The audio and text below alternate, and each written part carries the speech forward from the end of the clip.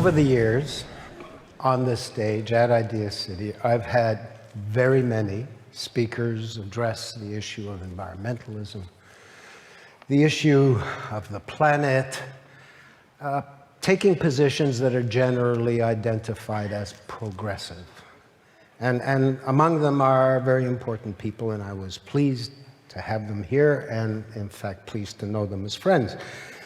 Bobby Kennedy Jr. came and spoke at least twice. Wade Davis has been here twice. Mark Mattson, who heads up the Ontario Waterkeeper. Tzipora Behrman, who at the time was heading up a thing called Forest Ethics. Rob Stewart, who we memorialized earlier in the day, speaking on behalf of Sharks. Jim Harris, who spoke here yesterday and is a regular at our conference. Rex Weiler, ex of Greenpeace. Maud Barlow, speaking on behalf of Water. Deepak Chopra, and so on. And in all that time, I never once had anybody, either by phone or by email or by letter or whatever, object and immediately demand that the other side needed to be expressed or that these people should be suppressed.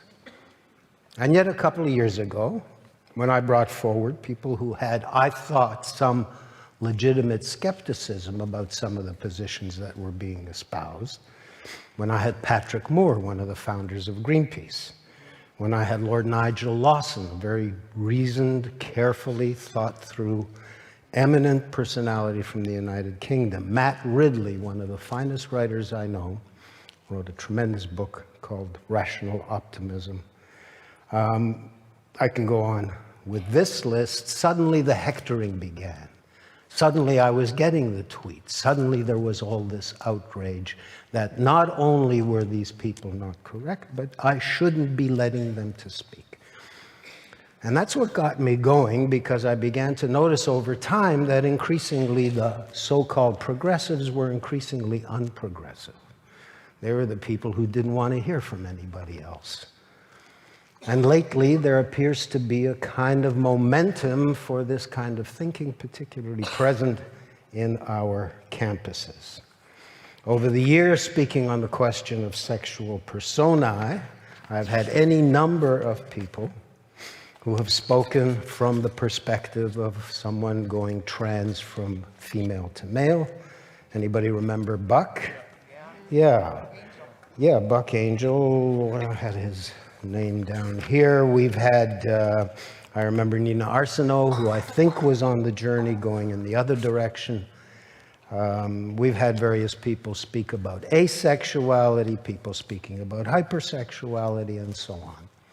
Interesting, all of them, but only recently, with the discussion of trans and the appropriate etiquette in addressing trans people, have we seen this new phenomenon of objecting to anybody's opinion other than these hallowed, sacred, cow-like opinions. So, not a very elegant introduction, but I'm trying to lead to the presence of Dr. Jordan Peterson here, a man who's been at the center of this kind of controversy for a while, and it leads to a discussion of political correctness. What has happened to our discourse in society, in particular in our institutions of higher learning, where we appear to have developed a form of student who never wants to hear a negative word. And they have come to university to find a safe place, not a place that opens up their minds and causes them to engage in ideas. So we have two speakers who are going to pursue this theme. The first is Jordan Peterson. Thank you for coming, and then we'll hear from Barbara Kay. Yeah, Jordan.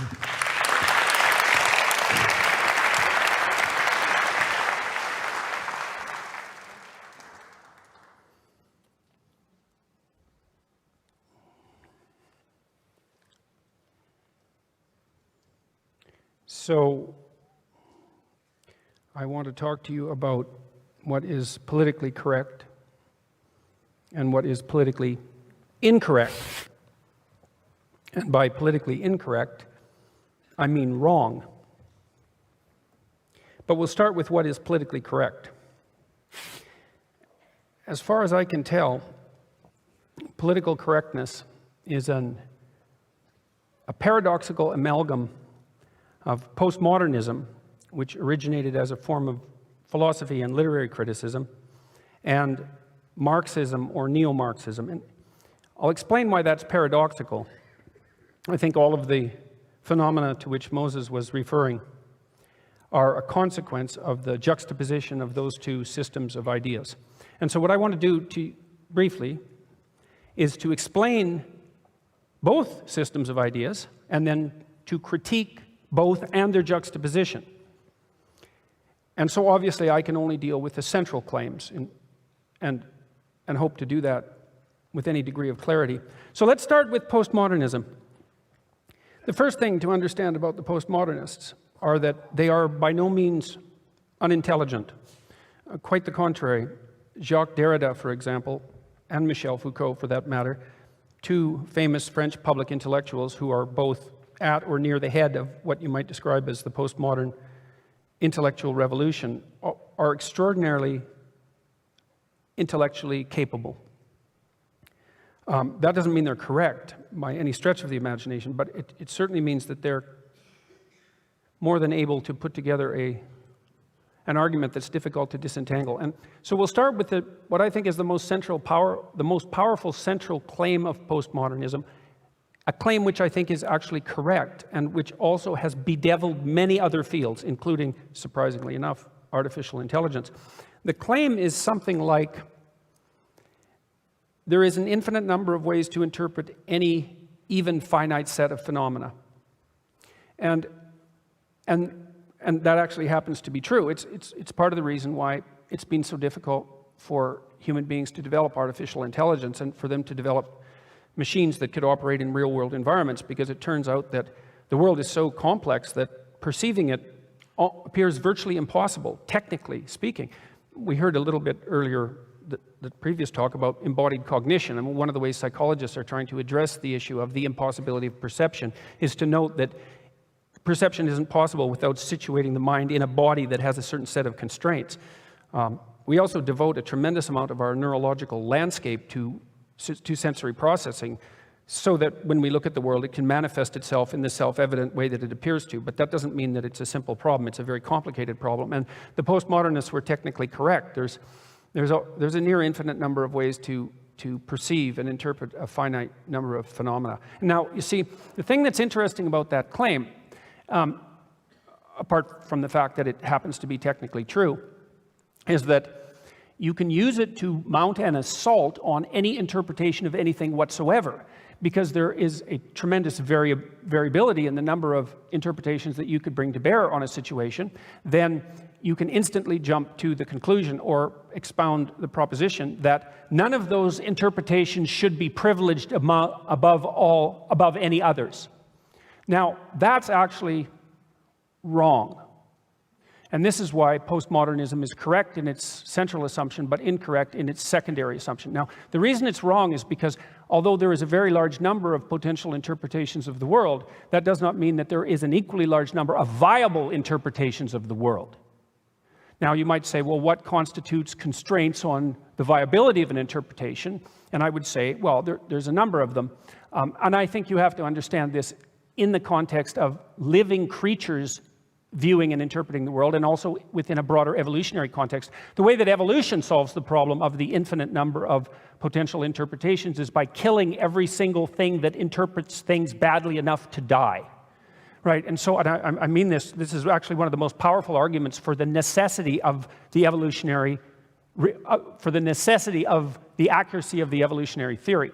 It's that, it's taken 3.5 billion years of evolution to produce creatures of our sort who can interpret the world, which is impossible to interpret, well enough to live for approximately 80 years and to have some reasonable chance of propagating during that period of time. 3.5 billion years, and that's the best we've been able to do. It's a very complicated problem, and evolution solves that problem by producing a tremendous number of variants and then killing almost all of them.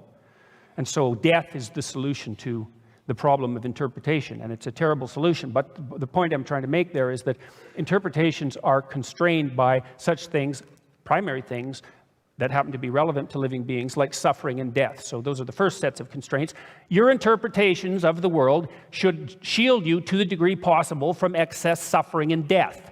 It doesn't seem to be too debatable a proposition unless you're aimed in the suicidal direction. And so we can start by merely pointing that out. We also might point out that such things as the necessity for cooperating and competing with others also constrains the interpretations that you're allowed in the world, especially given that not only do you have to cooperate and compete with people one time, but that you have to cooperate and compete with often the same people many times in many different contexts, and so that not only do you have to interpret the world so that you can cooperate and compete with those people, you have to do it in a manner that can be iterated and repeated. And that constitutes also an extraordinarily serious constraint. So you don't want to suffer too much, and you don't want to die, and you want to be able to cooperate with people, and you want to be able to compete with them, and you want to be able to do that over long periods of time. And then maybe you also want to do it with an aim in mind, because generally we have aims in mind, and so there are things that we like to have more than other things, and so we aim at those, and then we have to constrain our interpretation so that when we enact them in the world, the probability that what we're aiming at is going to happen will improve. And all of those constraints operate simultaneously. And what that implies, and I think Jean Piaget, the developmental psychologist, maybe went farther along this line of thinking than anyone else I know about anyways. It's sort of an elaboration of Kant's fundamental ethical maxim, which was something like, act as if the thing that you're doing will be done by everyone. But the Piagetian sense was more like act as if the thing that you'll be doing needs to be repeated endlessly in a manner that moves up instead of down. It's something like that. But the point is that there's tremendous constraints on the manner in which we can interpret the world from any realistic perspective. So the criticism that there are an infinite number of interpretations falls apart on closer examination. So that's the first place that the postmodernists are seriously wrong. They radically underestimated the intrinsic constraints on interpretation. Now, the central claim of Marxism, the postmodernism and Marxism tend to be aligned, which is a very strange thing, is that the best way to view the world is through the lens of oppressed and oppressor and oppressed. Now, the funny thing about that is, if you're a postmodernist, is that that's actually an interpretation, right? It's a Marxist interpretation, and the interpretation is that the best way to look at the world is through the lens of oppressor versus oppressed. But if you're a postmodernist, you don't get to have a canonical interpretation, because your whole damn theory is predicated on the notion that you don't get to have a canonical interpretation because no interpretation is better than any other interpretation. So then you might ask, well, apart from the fact that the infinite number of interpretations argument is wrong in any practical sense, why in the world would you allow your postmodern deconstructionist philosophy to remain nested in Marxism? So that's the next question, because it certainly is. And if you read Derrida, for example, or Foucault, and if you look at the intellectual history of the postmodern movement, which expanded rapidly in the 1970s, you find that it's no secret that the postmodernists emerged out of an underlying Marxist framework, and they didn't abandon, they merely modified it. So it went from bourgeoisie against proletariat to, one identity group against the other, but it was still oppressor-oppressed narrative. It's just a sleight of hand. So the question is, well, why in the world, if you make the central claim that no narrative is to be privileged, why in the world would you accept your alliance with Marxism? And so the first answer to that might be the optimistic one, which is that the postmodernists and the radicals who are driving the politically correct movement are actually sincere in their desire to help the oppressed.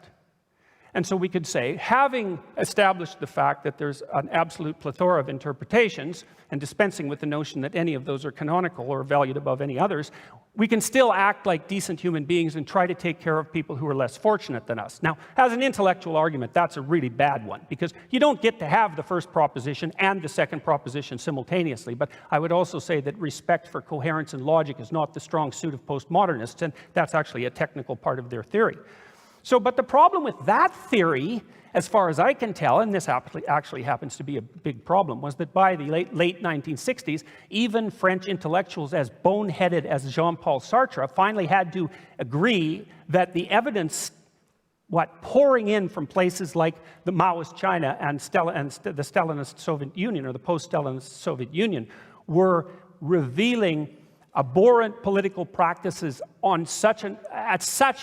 at such a level of magnitude and undeniability that even a French intellectual had to admit that there was something wrong. And so by the end of the 1960s, it became impossible to simultaneously claim that you actually had concern for the oppressed or even for the oppressor for that matter, and also claim that you would abide by the tenets of Marxism as a functional economic and political doctrine. No one would do that. And I think the cap was put on that by Alexander Solzhenitsyn in the mid-70s. So I don't buy the postmodern argument that it's compassion that's driving the postmodern alliance with Marxism. I don't buy that a bit, because I think that if the postmodernists were compassionate and they were using that as the default aim in their life, let's say, because they don't have any other aim because of their postmodern relativism, you'd have to accept the compassion idea. But because they're ignoring the historical reality that the doctrines that they're trying to put into practice were murderous beyond belief, then I can't accept the argument that it's compassion that's driving it. So it's wrong that way too. And then the next thing is that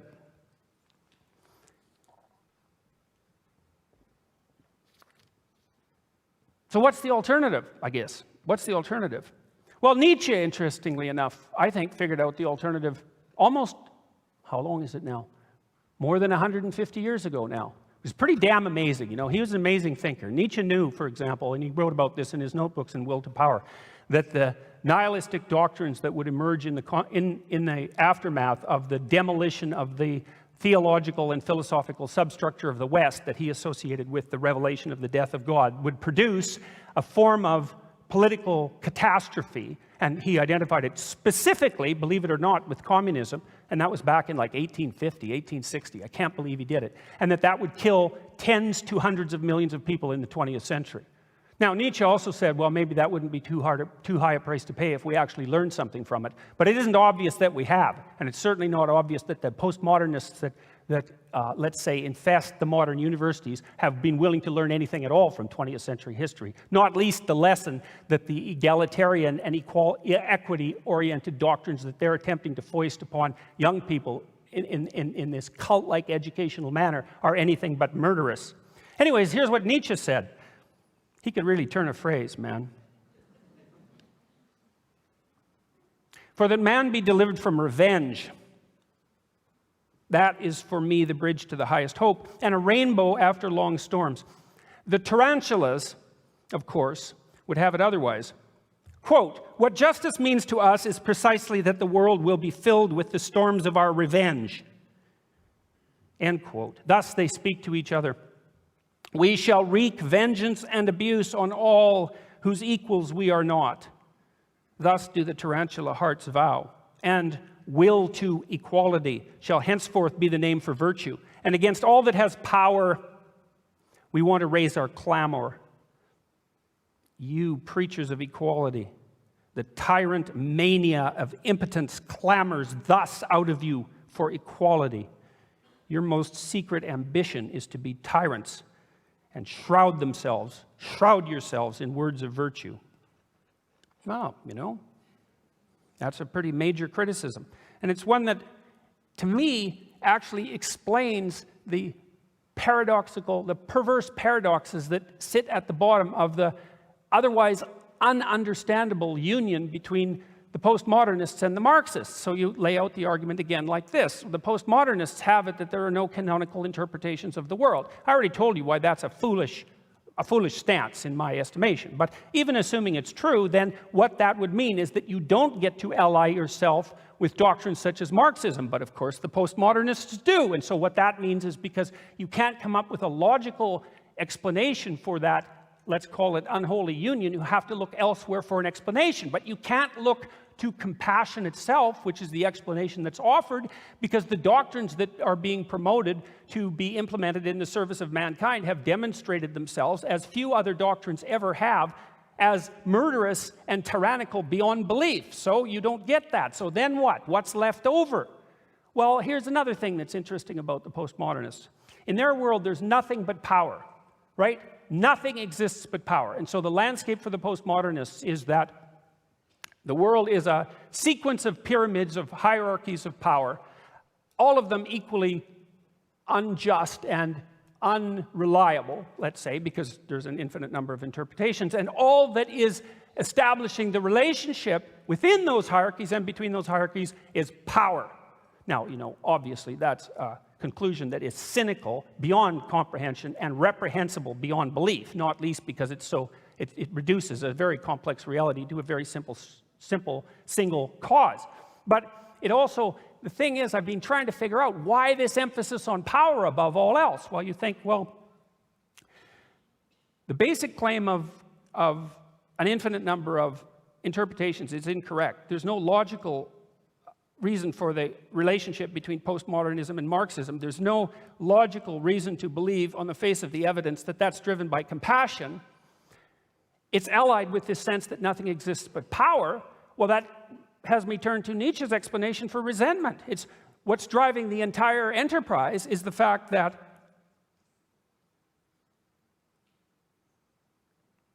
people in the academy, let's say, intellectuals in the academy, look out at the world and they notice that there are others who are respected perhaps more than they are, and there are others that have perhaps more than they are, and that goods are inequitably distributed beyond them. And the consequence of that is the emergence of the tremendous resentment that Nietzsche spoke of.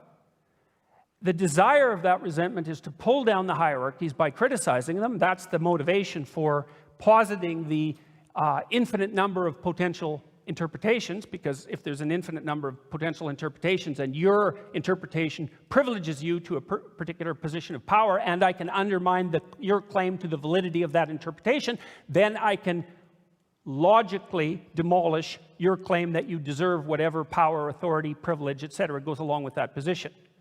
While it also allows me to usurp it. It allows me to use it for my own purposes. It allows me to take power and control. And since the postmodernists have already claimed that all that exists is power, why should we assume that there's anything whatsoever that motivates them, especially given the other incoherent paradoxes that are a part and parcel of the doctrine and its alliance with Marxism? Why should we assume that it is anything at all other than the naked will to power that motivates and activates the doctrine? Well, that's what I've been thinking about for more intensely than usual for about the last 8 months. You know, when I've got it boiled down to something approximating 15 minutes, which is a period of time that's a bit short to deal with such things, but I would certainly at least invite you to think about it, because I don't see that I haven't been able to figure out any way out of the logical argument that I just presented to you. And if that argument is correct, then that's a diagnosis for what's happening in the politically correct world and actually what its motivations are. And I believe that my argument is, it's accurate. It's accurate. And it's destroying the universities. And it's invading the rest of our society. And the idea that there's something good behind it, that's a dangerous idea. I don't think so. I think what's behind it is exactly what Nietzsche noted 150 years ago. It's resentment and the demand for power, disguising itself most reprehensibly as compassion. And it's time for the mask of that to be taken off and things set straight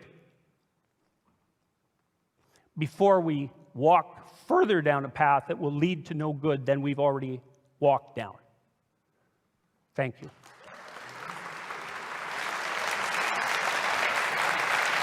Jordan, stay there. Stay there for a second.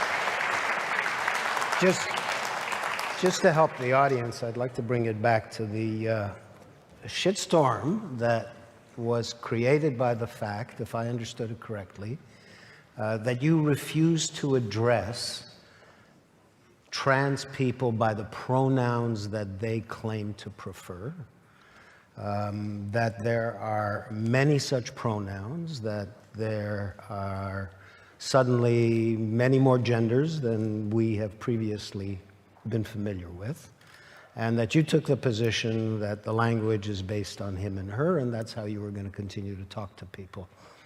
Is that an accurate description of the situation? No, with all due respect, it's not. I mean, it's approximately accurate, but it's not accurate in the details. When I made the first video criticizing Bill C-16, which the Canadian Senate just approved yesterday, by the way, so now compelled speech, by the way, is a reality in Canada, or will be soon. When I made the first video, what I said was that I objected to the legislated necessity to use a kind of language that had its roots in a philosophy that I regard as detestable, and that would be the postmodern neo-Marxist ideology. And these pronouns, the transgender issue is a sideshow as far as I'm concerned, and believe me, as far as many transgender people are concerned too, because many of them have written to me. The issue isn't that. It's that when you cede linguistic territory, especially by legislative fiat, to your ideological opponents, they win. And as far as I'm concerned, they're not going to win because by getting me to say what they want me to say, because I'm not going to say what they want me to say. Now, I never refuse to address any student whatsoever by any pronoun at all. And what I said when I made the videos was, not only was this bill producing a legislative structure, especially when interpreted within the policy guidelines of the Ontario Human Rights Commission, which is how it's going to be interpreted, that legislated compelled speech, it also instantiated a postmodern, neo-Marxist, social constructionist view of gender into our legal fabric, which is exactly what happened. And if you think that's going to be good for transgender people or homosexual people, you got a second thought coming. Because one of the things that's claimed in that legislation is that sexual identity, in its various sorts, is purely socioculturally constructed, which is what the right-wing conservatives have been telling the homosexuals since like 1920. So we've just written a law that purports to protect people who vary, let's say, in their gender identity, and by implication, say, their sexual identity. We've just written in a doctrine that the enemies of that idea have been using for 60 years to say, well, if it's just socioculturally determined, why don't you just stop doing it? Which is exactly the right response. So anyways, I made this video saying that I wasn't going to use these words, and what happened, and why. And what happened was, well, initially I was, called out, and perhaps rightly so, because you should call out social critics, right? That's what you should do.